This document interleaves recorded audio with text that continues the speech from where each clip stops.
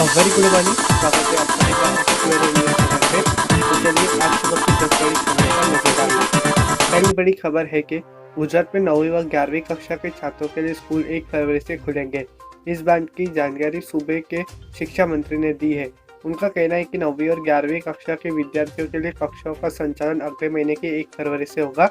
News agency से बातचीत करते हुए सूबे के शिक्षा मंत्री भूपेंद्र सिंह चुड़ासमा जी ने कहा कि कोरोना वायरस के लिए जारी दिशा निर्देशों का पालन करते हुए सूबे में 9वीं से लेकर 11वीं कक्षा के छात्रों के लिए कक्षाओं का संचालन 1 फरवरी से होगा। छात्रों को स्कूल आने के लिए अभिभावकों से लिखित अनुमति लेनी होगी। गौरतलब है कि सूबे में पिछले साल मार्च से ही कोरोना वायरस के बचाव के लिए स्कूल को बंद कर दिया गया था। अब अगले महीने से 9वीं और 11वीं कक्षा के छात्रों के लिए फिर से कक्षाओं का संचालन किया जाएगा। अगली बड़ी खबर है कि तीसरी तिमाही में कैनरा बैंक का मुनाफा तिमाही आधार पर 56.6% बढ़कर 696.1 करोड़ रुपए हो गया है, जबकि दूसरी तिमाही में 444.4 करोड़ रुपए रहा था। तीसरी तिमाही में बैंक के ब्याज आय 3.4% घटकर 6081 करोड़ रुपए रही है, जो कि दूसरी तिमाही में 6296.5 करोड़ रुपए रही थी। तिमाही आधार तीसरी तिमाही में बैंक का ग्रोस एनपीए 8.23% से घटकर 7.46% पर आ गया है। वहीं नेट एनपीए 3.42% से घटकर 2.64% पर रहा है। रुपए में देखें तो बैंक का ग्रोस एनपीए दूसरी तिमाही के 53,437.9 करोड़ रुपए से घटकर 49,788 करोड़ रुपए और नेट एनपीए 21,063.3 करोड़ रुपए से घटकर 16,773.5 करोड़ रुपए पर आ गया है। तिमाही आधार पर बैंक की प्रोविजनिंग 4,016.8 करोड़ रुपए के मुकाबले 4,324 करोड़ रुपए पर रही है, जबकि पिछले साल की तीसरी तिमाही में बैंक ने 1,802.9 करोड़ रुपए की प्रोविजनिंग की थी। अगली बड़ी खबर है कि इंडियन प्रीमियर लीग 2021 के लिए खिलाड़ियों की नीलामी 18 फरवरी को चेन्नई में होगी। आईपीएल ने अपनी ऑफिशियल वेबसाइट पर ट्वीट के जरिए इसका ऐलान किया है। इस ऑक्शन के लिए खिलाड़ी 3 फरवरी तक अपना नाम रजिस्टर करा सकते हैं। सभी 8 टीमों ने 20 जनवरी को अपने द्वारा रिटेन और रिलीज किए गए खिलाड़ी की लिस्ट बीसीसीआई को सौंप दिए गए थे। ऑक्शन की शुरुआत सुबह 9:30 से होगी और स्टार स्पोर्ट्स के चैनल और हॉटस्टार पर इसका लाइव टेलीकास्ट आप देख सकेंगे। इस ऑक्शन से कई टीमों ने अपने बड़े खिलाड़ियों को रिलीज कर दिया है, जिसमें ऑस्ट्रेलिया के स्टार खिलाड़ी स्टीव स्मिथ, केन मैक्सवेल और एरन फिंच शामिल हैं। विराट कोहली की कप्तानी वाली आरसीबी की टीम से 10 खिलाड़ी कम हुए हैं। इनमें से 8 खिलाड़ियों को रिलीज किया गया है, जिसमें से पार्थिव पटेल ने संन्यास ले लिया है। वहीं डेल शेन इस साल सीजन का हिस्सा नहीं है। अगली बड़ी खबर है कि देश में खरीफ सीजन 2020-21 के लिए धान की खरीदी हरियाणा, उत्तर प्रदेश, तेलंगाना, उत्तराखंड, तमिलनाडु, चंडीगढ़, जम्मू और कश्मीर, केरल, गुजरात, महाराष्ट्र, आंध्र प्रदेश, छत्तीसगढ़, ओडिशा, मध्य प्रदेश, बिहार, झारखंड, असम, कर्नाटक और पश्चिम बंगाल केंद्र शासित राज्यों में 25 जनवरी तक 587.57 लाख मीट्रिक टन से अधिक धान की खरीद न्यूनतम समर्थन मूल्य पर की गई है, जबकि यह पिछले वर्ष इस अवधि के दौरान 448.49 लाख मीट्रिक टन खरीद की गई थी। इस वर्ष खरीद में 20.28% की वृद्धि है। इस वर्ष हुई कुल खरीद में पंजाब ने अकेले 202.77 लाख मीट्रिक टन धान खरीदा है, जो कुल खरीद का 34.51% है। कृषि मंत्रालय के बयान के अनुसार खरीफ फसलों की खरीद सुचारू रूप से निरंतर जारी है। देश के लगभग 84.71 लाख किसानों को एमएसपी पर 1,10,934.02 लाख रुपए का धान खरीदकर लाभान्वित किया जा चुका है। कृषि मंत्रालय द्वारा जारी विज्ञप्ति में बताया गया है कि 25 जनवरी तक सरकार ने अपनी नोडल एजेंसियों के जरिए 3,01,124.83 मीट्रिक टन मूंग, उड़द, तुअर व सोयाबीन के न्यूनतम समर्थन मूल्य पर खरीद की है, जिसका तमिलनाडु, महाराष्ट्र, गुजरात, हरियाणा व राजस्थान में किसानों को 1,622.29 लाख रुपए का फायदा हुआ है।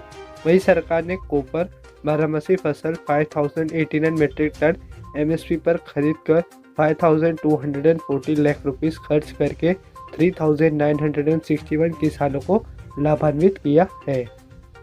अगली बड़ी खबर है कि वैश्विक स्तर पर कोरोना संक्रमितों की संख्या बढ़कर 100 करोड़ से अधिक हो गई है। मीडिया रिपोर्ट्स के आंकड़ों से यह जानकारी मिली है। नेशनल हेल्थ एजेंसी के आंकड़ों से जो जानकारी मिली है उसके अनुसार मंगलवार रात 11:30 बजे तक संक्रमितों की संख्या 100 करोड़ 10,798 थी, जबकि वैश्विक स्तर पर कोरोना से मरने वालों की संख्या 2 करोड़ 1,51,242 दर्ज की गई है। वायरस से संक्रमित अधिकांश लोग ठीक हो गए, लेकिन कुछ व्यक्ति हफ्तों या महीनों से कोरोना से पीड़ित थे। उल्लेखनीय है कि वैश्विक स्तर पर सबसे अधिक संक्रमितों की संख्या अमेरिका में है, जो 25 मिलियन से अधिक है। दूसरे स्थान पर भारत है, जहां पर 10.7 मिलियन संक्रमित है, और तीसरे स्थान पर ब्राजील है, जहां 8.9 मिलियन लोग संक्रमित है। अगली खबर है कि पूर्व भारतीय कप्तान और बीसीसीआई अध्यक्ष सौरव गांगुली को एक बार फिर सीने में दर्द की शिकायत हुई है। गांगुली को कोलकाता के अपोलो हॉस्पिटल में भर्ती कराया गया है। हाल ही में इस पूर्व क्रिकेटर को हल्का दिल का दौरा भी पड़ा था, जिसका कोलकाता के वुडलैंड्स हॉस्पिटल में उनकी एंजियोप्लास्टी की गई थी। तब डॉक्टर ने बताया था कि दादा के हार्ट की 3 आर्टरी में ब्लॉकेज है, लेकिन एक आर्टरी की एंजियोप्लास्टी करने के बाद डॉक्टर ने उन्हें कुछ दिन निगरानी में रखने के बाद छुट्टी दे दी थी। तब कहा गया था कि वह बाद में अपनी बाकी बंद आर्टरी का इलाज करा सकते। उधर को एक बार फिर गांगुली ने दर्द की शिकायत की और उन्हें इस बार अपोलो हॉस्पिटल में भर्ती कराया गया है। अगली बड़ी खबर है कि मध्य प्रदेश में कोरोना संक्रमित लोगों की जीवन रक्षा में लगे डॉक्टर शुभमन उपाध्याय ने अपनी जान की बाजी लगा दी थी। कोरोना योद्धा डॉक्टर उपाध्याय के परिजनों को प्रधानमंत्री कार्यालय से 50 लाख रुपए की राशि हस्तांतरित की गई है। सागर के बुंदेलखंड मेडिकल कॉलेज में पदस्थ रहते डॉक्टर उपाध्याय कोरोना पीड़ितों की मदद करते करते स्वयं कोरोना संक्रमित हो गए थे और संक्रमण के चलते उनकी असमय मृत्यु हो गई थी। उल्लेखनीय है कि डॉक्टर उपाध्याय की मृत्यु के उपरांत शासन की गाइडलाइन के अनुसार कलेक्टर दीपक सिंह द्वारा कोरोना योद्धा की समस्त कार्रवाई संपूर्ण करवाते हुए यह प्रस्ताव मध्य प्रदेश शासन को प्रस्तुत किया गया। प्रस्ताव का परीक्षण करने के उपरांत मध्य प्रदेश शासन के स्वास्थ्य विभाग द्वारा यह प्रस्ताव प्रधानमंत्री कार्यालय में प्रस्तुत किया गया। प्रधानमंत्री कार्यालय द्वारा प्रस्ताव का परीक्षण करने के उपरांत डॉक्टर उपाध्याय के परिजनों को 50 लाख रुपए की राशि हस्तांतरित की गई। डॉक्टर शुभम के पिता सुदामा प्रसाद उपाध्याय ने बताया कि जिला प्रशासन सहित मध्य प्रदेश शासन ने उनकी बहुत मदद की है। उन्होंने मध्य प्रदेश शासन से अपेक्षा की है कि उनके पुत्र डॉक्टर शुभमन को मरणोपरांत कोरोना योद्धा का प्रमाण पत्र भी प्रदान किया जाए। साथ ही शुभमन के छोटे भाई BSMS की पढ़ाई कर रहे हैं, उसको अनुकंपा नियुक्ति प्रदान की जाए। अगली बड़ी खबर है कि बजट को लेकर सबसे ज़्यादा उत्सुकता आम टैक्स पेयर्स को रहती है। हर वित्त वर्ष का बजट पेश करने से पहले इनकम टैक्स पे छूट की मांग तेज हो जाती है। एक्सक्लूसिव जानकारी के अनुसार सरकार नई और पुरानी रिजीम दोनों में बदलाव कर सकती है। बजट में नई रिजीम को ज़्यादा आकर्षक बनाने का ऐलान किया जा सकता है। साथ ही ज़्यादा छूट देने के लिए नई रिजीम स्लैब में बदलाव किया जा सकता है। एक के मुताबिक इनकम टैक्स देनदारी में टैक्स पेयर्स को 50,000 से 80,000 तक की बचत हो सकती है। बजट के दौरान 2 ऐलान देखने को मिल सकते हैं, जिसमें पहला है इनकम टैक्स की पुरानी व्यवस्था के तहत, जिसको ओल्ड रिजीम कहते हैं। दूसरी नई व्यवस्था के तहत पिछले साल सरकार ने नई रिजीम व्यवस्था को लॉन्च किया था। इस रिजीम में स्लैब की दरों में कुछ फेरबदल संभव है, जिससे इसे और अधिक आकर्षक बनाया जा सकता है। इसमें स्लैब की दरों को कुछ इस तरह रखने की उम्मीद है जिससे लोग पुरानी व्यवस्था को छोड़कर नई व्यवस्था को अपनाएं। इससे इनकम टैक्स में छूट मिलेगी। अगली बड़ी खबर है कि AIADMK से निष्कासित वीके शशिकला को जेल अधिकारियों ने सभी औपचारिकताओं पूरी करने के बाद बुधवार को जेल से रिहा कर दिया। शशिकला कोरोना वायरस से संक्रमित होने के बाद विक्टोरिया अस्पताल में भर्ती है और उनकी रिहाई की जानकारी जेल की तरफ अस्पताल को एक लेटर के जरिए दी गई। बता दें कि एक हफ्ते पहले वीके शशिकला की कोरोना वायरस संक्रमित होने की पुष्टि हुई थी। तमिलनाडु की दिवंगत पूर्व मुख्यमंत्री जयललिता की करीबी रही वीके शशिकला आय से अधिक संपत्ति के मामले में फरवरी 2017 से कर्नाटक में बेंगलुरु के पारपन्ना अग्रहारा की सेंट्रल जेल में बंद थी। उन पर आय से 66 करोड़ रुपए ज्यादा संपत्ति होने का दोष सिद्ध हुआ था। जेल से वीके शशिकला की रिहाई की खबर मिलते ही अस्पताल के बाहर उनके समर्थकों की भीड़ जमा हो गई। समर्थकों ने शशिकला के पक्ष में नारे लगाए। इस दौरान समर्थकों ने मिठाइयाँ भी बांटी और अपनी नेता की रिहाई की खुशी मनाई। अस्पताल में शशिकला का इलाज अब किसी आम मरीज की तरह किया जा रहा है। कोरोना संक्रमित होने के बाद उन्हें बेंगलुरु के मोरिंग हॉस्पिटल में भर्ती किया गया था, लेकिन बाद में उन्हें विक्टोरिया हॉस्पिटल में शिफ्ट किया गया। सूत्रों के मुताबिक 3 दिन बाद शशिकला को अस्पताल से छुट्टी मिल जाएगी। बता दें कि 1980 के दशक में जयललिता से वीके शशिकला की मुलाकात हुई थी। उस समय शशिकला पार्टी की प्रचार सचिव थी। फिर दोनों के बीच दोस्ती बहुत गहरी हो गई। शशिकला को AIADMK की चीफ जयललिता का सबसे करीबी माना जाता था। शशिकला और जयललिता के बीच लगभग 3 दशकों तक काफ़ी गहरी दोस्ती रही। अगली बड़ी खबर है कि मुंबई उपनगरीय क्षेत्र में शुक्रवार से 204 विशेष लोकल ट्रेनें चलाई जाएंगी। रेलवे अधिकारियों से यह जानकारी दी। मध्य रेलवे और पश्चिम रेलवे की ओर से मंगलवार को जारी संयुक्त बयान में कहा गया कि अतिरिक्त ट्रेनें चलाने के साथ ही उपनगरीय नेटवर्क पर चालू सेवा की कुल संख्या बढ़कर 2985 हो जाएगी।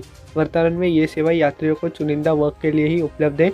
रेलवे अधिकारियों ने कहा कि 204 अतिरिक्त सेवाएं शुरू होने के साथ ही कुल लोकल ट्रेनें सेवाओं की लगभग 95% सेवाएं बहाल हो जाएंगी, जो कोविड-19 महामारी से पहले मध्य रेलवे और पश्चिम रेलवे द्वारा संयुक्त रूप से संचालित की जा रही थी।